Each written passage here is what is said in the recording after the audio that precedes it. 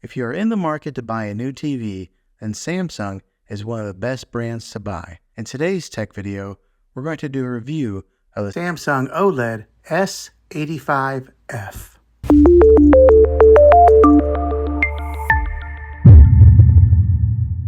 Well, hey guys, Juan here. Thanks for stopping by my channel and checking out this video. This is the 65-inch TV that I just got and I've had for a little bit of time now, and I wanted to give my review on it after owning it and using it and putting it to quite a few hours of use with my kids and my family of watching TV, and to give my feedback and see if this is maybe a TV that you're interested in purchasing.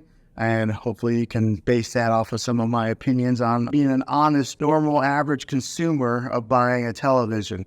Now, I don't work for Samsung. I'm not affiliated with them by any means. So what I'm telling you is all my honest opinion of owning this thing for a little bit of time now. So what I'll do is I'll talk about what I've learned from it, and then I'll talk about more of the in-depth specifics on this TV later on in the video. But as far as owning it for a few weeks now, it's been a great TV. The picture quality is awesome.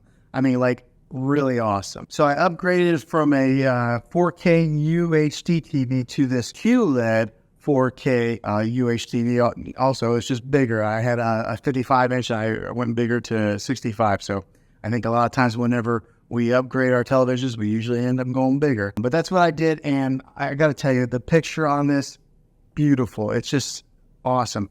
The other day I was watching Endgame on it, and the clarity was so clear. It was almost like they were right there, and I could reach in there and touch them. That's how the clarity is on this. Right now, I've got a background image on here. This is kind of like their screensavers that they have. Samsung has built in a ton of different kinds of screensavers that you can put on there. So instead of just having like a black picture, whenever you're not watching TV, you can have something that's pretty to look at just like this, and it stays on there for quite a long time. Now, one of the main reasons that I went with the QLED when I was shopping around for televisions, because I had it boiled down to two TVs. I was either going to get the Samsung QLED or I was going to get the LG OLED display, because I think that's what TVs are going to be going to in the future. So I wanted to make sure that I buy a TV that's going to last a while and it's going to be kind of future-proof. Because how often do you buy TVs for your main living room? It's, every so many years. So I wanted to make sure that I got one that's going to last a while, and it's going to be something that's going to be, a good TV for years to come. But the reason that I went with this one, the QLED, was because when it comes to OLED and QLED, if you are in a room that has a lot of natural light, like for this room, for example, I've got a lot of windows over here. There's a couple windows over here. There's a glare that'll be on the TV. The Samsung QLED is better when it comes to glares on a TV than they are with OLED. So that was one of the big reasons that I went with this TV. Also, I am a fan of Samsung. I've had a few TVs and they've always lasted a long time versus somebody who maybe had a Vizio or something like that. I had a buddy who had a Vizio and it lasted like a year and it broke on him. My Samsungs have always lasted quite a long time. So they're a trusted brand. They're at the top, they're right there with Sony and LG. And so buying a Samsung QLED was something that I was pretty confident in it lasting for years to come. Now, let me talk about some of the specifics of actually using this thing for a little while. This has what's called Bixby built into it, okay? And anybody who has a Samsung device, they're pretty familiar with what Bixby is. But if you're not, Bixby is kind of like Samsung Siri, like Apple Siri, or it's kind of like their Amazon Alexa, okay? It has Bixby built in it, so you can talk to this TV and turn it on with the Bixby command. You just say, hey, Bixby. But let me tell you, it's not that good yet, okay? Samsung has some work to do with that. I would have to say that Amazon's Alexa is the leader in the industry when it comes to artificial intelligence and talking with voice commands. Siri works pretty good on my phone. Maybe not as good as Alexa, but these guys are last in line. I don't know. For some reason, it doesn't understand my voice very well. I sometimes got to yell it. But it does have that capability to have that voice command in your TV. So talk about living in the future. We're like in the Jetsons age, or Back to the Future too, if you're a fan of those movies like I am. Now, the other thing that I experienced that was kind of a con is that there was a time that I turned off the TV completely. And I was in the kitchen area and I was kind of cleaning, and then all of a sudden the TV just came back on. How creepy is that? But I'm sure it was because of that Bixby built in there that it turned it on, so it's almost like having poltergeist TV inside your house. So that was kind of weird. It's only done that twice to me. In the middle of the night, the TV came on one time. So in the good length of time that we've owned this TV, that's happened. So that's the con on it. But the pros outweigh the cons on this TV. It is such a great TV. The clarity, the picture on it is just amazing. So let's take a look at it a little bit. So the remote on this thing looks like this. Okay, so it's a pretty narrow remote.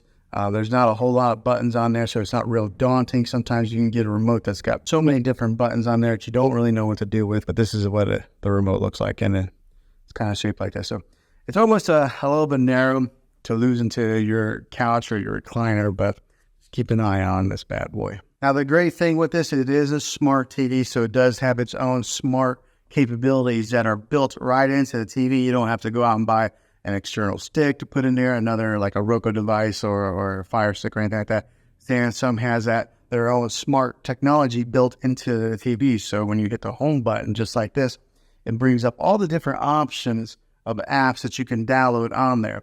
And with this being one of the newest TVs on the market, one of the best TVs out on the market, it's got every app that you can pretty much think of.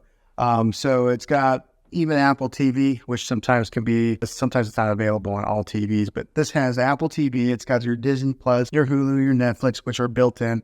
And then also on the remote, it's actually got Netflix right here.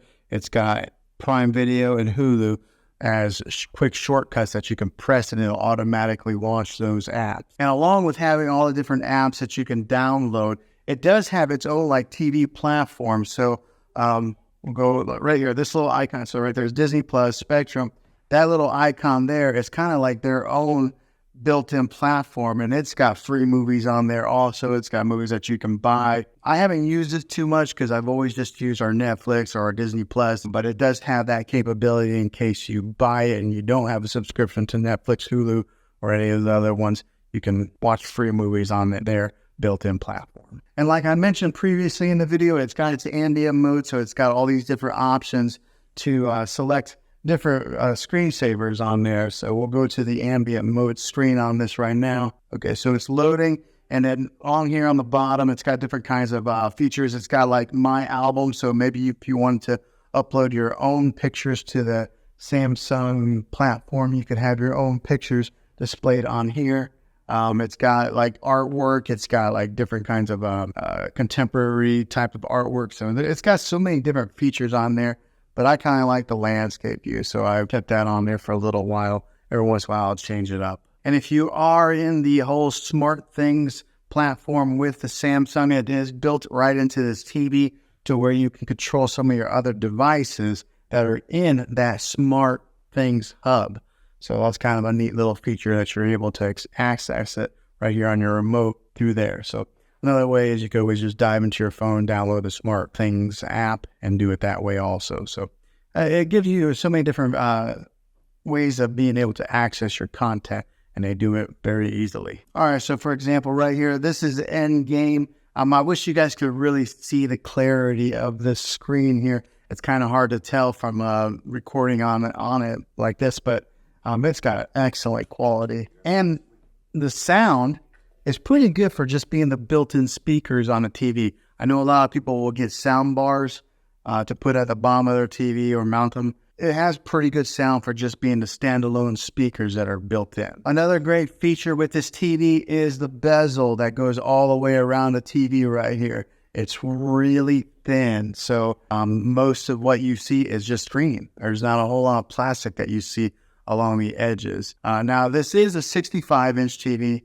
That's what it's advertised at, but I want to put a tape measure on it so that way you guys can see exactly what the exact measurement is of screen real estate that you get. So whenever they say the inches of a TV, you always measure from angle to angle like that. You don't measure across or down. So we're going to put a tape measure on us to see what it measures out to be. All right, so I got a tape measure here. Let's measure it. Okay, so the actual measurement comes to be about 65 3/8. So that's they actually give you 3/8 of an inch extra, so that's pretty good. That's what that measures, the actual measurement of screen real estate on this TV. Now, so that's some of the specifics of being an honest user, Probably a lot of people who are going to watch this video are not really ones that need to dive so much into the technical part of the television. They just want to know some of the main user specifics. So that's what I've experienced so far. All right, so hopefully this helped you out in deciding if this was a TV for you. If it is, make sure you throw a thumbs up on this video if you enjoyed it, and go ahead and subscribe to my channel now. That way you can see all the tech videos that I'm making here, and I'd love to have you back at the next one as a subscriber. So thanks for watching this video, guys.